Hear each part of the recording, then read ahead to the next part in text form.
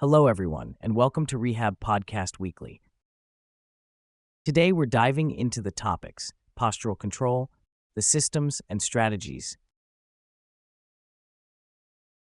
So, our mission today is really to pull out the key ideas about how we control posture, how we move, looking at the systems involved, and the clever strategies our bodies use. Sounds good. Okay, so maybe let's start right at the beginning. What exactly is posture and postural control? Sure. So posture, in simple terms, is just your body's position in space at any moment, standing, sitting, lying down. Okay, simple enough. And postural control is the active process of maintaining that position. And it really has two key jobs. Two jobs, like what? Well, first is stability. That's basically balance, right? Keeping your center of mass safely over your base of support. Ah, okay. Like trying not to fall over on a bumpy bus ride. Exactly that. And the second job is orientation. That's about lining up your body segments with each other, but also with the world around you. Usually we try to stay upright relative to gravity. So it's definitely not about just holding still. It sounds like a constant balancing act, dealing with forces trying to knock us off kilter. Precisely. It's very dynamic. And to pull it off, our bodies use this, well, really sophisticated network of systems all working together. Okay, so who are the main players in this network? What systems are we talking about? We can kind of break it down into three main ones. First, you've got the skeletal system, bones, joints. That's the scaffold. Right, framework. Second, the muscular system. Yeah. It generates the force, holds us together, makes movement happen. Okay. And third, crucially, the nervous system. That's the control center. It's constantly measuring where we are, processing information, and telling the muscles what to do. The brain of the operation. Yeah. But it needs input, right? It needs data. That's where senses come in. Absolutely critical. Sensory input is vital. We rely mainly on three systems here.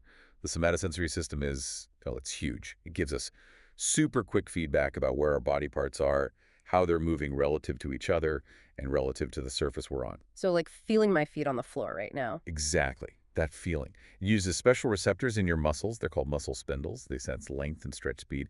And in your tendons, Golgi tendon organs, sensing tension. Plus joint receptors, skin receptors. It's a lot of information. Okay, touch and body awareness. Makes sense. What about sight? Vision. Vision's important too. It tells us about our head position, head movement, and, how we're lined up with our surroundings. But interestingly, you don't need it for balance. And sometimes it can even trick you. You know that feeling when you're stopped at a light and the car next to you inches forward? And for a split second, you feel like you're rolling backward. Oh, yeah. Definitely had that. Okay, so somatosensory, vision. Yep. What's the third? The vestibular system. Yeah. That's the one deep in your inner ear. It mostly works unconsciously, sensing head position and movement relative to gravity and inertia. So it knows which way is up. Basically, yeah. It senses tilt, acceleration. And it's really important for sorting things out if your vision and your somatosensory system are giving conflicting signals. Like even with your eyes closed, you still kind of know if you're tilting over. Right, that's largely your vestibular system at work. Fascinating. Okay, so the brain gets all this data from these three systems. How does it make sense of it all? That's called sensory integration. The central nervous system is constantly weighing the inputs, deciding which source is most reliable for the current situation. So like if you're standing on solid ground, it probably relies heavily on that somatosensory feedback from your feet. Okay. But if you're on, say, a wobbly surface, or maybe if you have some nerve damage affecting sensation in your feet, your brain might shift and rely more on vision, or your vestibular system's flexible. A dynamic weighting system. Oh. Cool. So we've got the inputs sorted. How does the body actually use that information to stay in control? What are the outputs? Right. That leads us to motor strategies. These are like the body's pre-planned action plans for organizing muscles and joints to respond. Yeah. We can sort of group them into reactive responses and anticipatory responses. Reactive. It sounds like damage control. Like when something unexpected happens. Pretty much. It's your body's automatic reaction to being disturbed, trying to regain balance. Even lying down or sitting, if someone nudges you, your trunk and limbs will move to counteract it. But standing is where it gets really interesting. For dealing with sways forwards and backwards, there are a few main strategies. The simplest is probably the ankle strategy. Ankle strategy. Yeah, it's used for small, slow disturbances when you're on a firm, wide surface. The movement is mostly around the ankle joint, and the muscles fire in a specific pattern. distal to proximal, Distal to proximal, meaning? meaning muscles furthest from the center of your body activate first. So like your calf muscles or the muscles on the front of your shin fire, then your hamstrings or quads, then maybe your back or abs if needed. Subtle adjustments starting low down. Okay. What if it's a bigger push, or maybe I'm standing on something less stable, like sand? Then you're more likely to use the hip strategy. This involves faster, bigger movements, primarily at the hips, often with the head and ankles moving in the opposite direction to counterbalance. So more hip movement. Right, and here the muscle activation pattern tends to be proximal to distal. So hip muscles fire first, then maybe trunk muscles. Okay, ankle, hip. What if those aren't enough? Then you might need a stepping strategy, literally taking a step or maybe even a hop to move your base of support back underneath your center of mass. To catch yourself. Exactly. And it seems we actually use this stepping strategy maybe a bit earlier or more often than people used to think. It's not just the last resort. Interesting.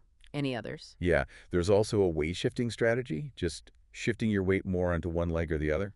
And a suspensory strategy, kind of lowering yourself down by bending your knees and hips, making yourself more stable by lowering your center of gravity. Almost like a mini squat. Wow, quite a toolbox of reactions. And these are mostly for front-to-back sways. Those examples, yes. Side-to-side balance mainly uses hip and trunk movements, hip abduction and adduction, sort of shifting the pelvis laterally. Got it. So those are all reactions. What about the anticipatory strategies you mentioned earlier? Right, anticipatory postural adjustments, or APAs. This is where your body prepares in advance for a movement you're about to make, or for a disturbance it expects, based on past experience. Like bracing yourself. Kind of, yeah. Think about reaching to pick up a box you think is heavy. Your postural muscles, your core, your legs will likely tense up before you even start lifting to stabilize your body for the expected load. Ah, okay. The brain predicting what's needed. Exactly. And these muscle activation patterns are really specific to the task and the environment. You know, a golfer's postural adjustments before swinging will be very different from a weightlifter's before a lift. It's learned and refined. That makes a lot of sense. Now, shifting gears slightly, postural management. What exactly is that, and why is it so crucial, especially in that neurodisability context? Yeah, postural management is a really important concept. It's basically a comprehensive, around-the-clock approach, 24 hours, to thinking about and managing all of a person's positions. Lying, sitting, standing. Okay, not just standing balance. Not at all. And it's especially critical for individuals, maybe with neurological conditions or injuries, who find it difficult to control their own posture automatically. Their sensory systems might be impaired, or their motor control. And without this management? Well, things can go wrong. People can develop abnormal postures, which can then lead to a cascade of secondary problems: pain, breathing difficulties, pressure sores, joint contracture. Contractures, like stiffness. Yeah, where muscles and joints become tight and lose their range of motion. And once those develop, managing posture becomes much, much harder. So the aims of postural management are really broad. What are they trying to achieve? Ultimately, it's about improving quality of life and maximizing participation in daily activities, physically, socially. It's about preventing deterioration, preventing injury, ensuring comfort, reducing pain, allowing for the best possible independent movement. Okay. And also facilitating really basic but vital functions like breathing easily, communicating, eating and drinking safely, even sleeping well. Seems fundamental. It really is. And the presentation highlighted the pelvis as being particularly key, especially in sitting. Getting the pelvis positioned and supported correctly often forms the foundation for good overall alignment. So it's a very proactive, holistic approach for people who need that extra support because their own internal systems are compromised. Exactly. Now, going back to the scientific review for a moment, it mentioned that our understanding of how posture is controlled has evolved quite a bit. It's not just simple reflexes anymore. That's a really key point. Yeah, older models sometimes viewed postural control as like just a chain reaction of reflexes or maybe a simple linear feedback system, kind of like a thermostat. Right. But we now know it's way more complex than that. The system has nonlinear properties. For example, the stiffness response in our muscles isn't directly proportional to how big the nudge is.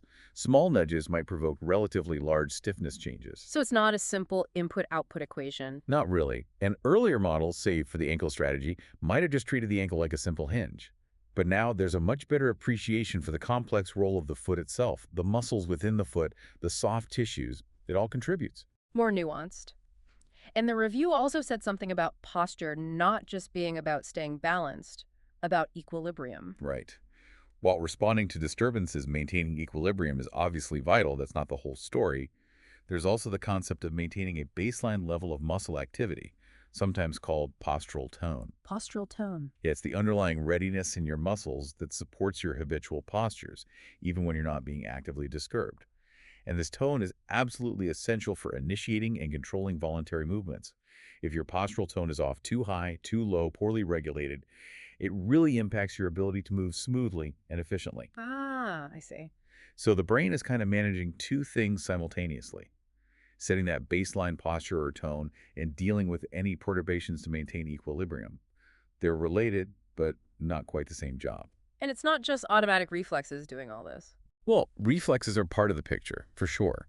But postural control is now really viewed as a complex motor skill, something we learn, adapt, and refine over time. So just looking at reflexes in isolation doesn't give you the full picture of someone's balance. You need to look at the whole system integration. Okay. So if we try to wrap this all up, what's the big takeaway message from our deep dive today? I think the main thing is just how incredibly sophisticated and dynamic this whole process is.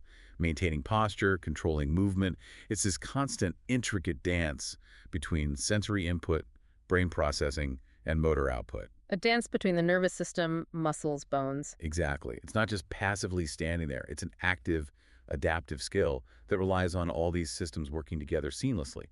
Definitely. So, for you listening, hopefully understanding these principles gives you a new appreciation for something your body does constantly, from just standing around to complex movements, and maybe highlights why things like physical therapy and that holistic postural management we talked about are so crucial for people facing challenges. Absolutely. And maybe it leaves you with something to think about. How could we use this growing understanding, especially of those anticipatory postural adjustments, to design better training? Hmm. Or perhaps better rehab programs? Could we maybe train people's predictive abilities to improve their stability or help prevent falls? Potentially. Or just consider how the sheer complexity, the nonlinear nature of it all, affects how we even assess balance. It makes you think, doesn't it, about all those tiny unconscious adjustments your body is making right now, just to keep you stable. Edited by Min. Rehab. Thank you all for listening, and see you in the next podcast.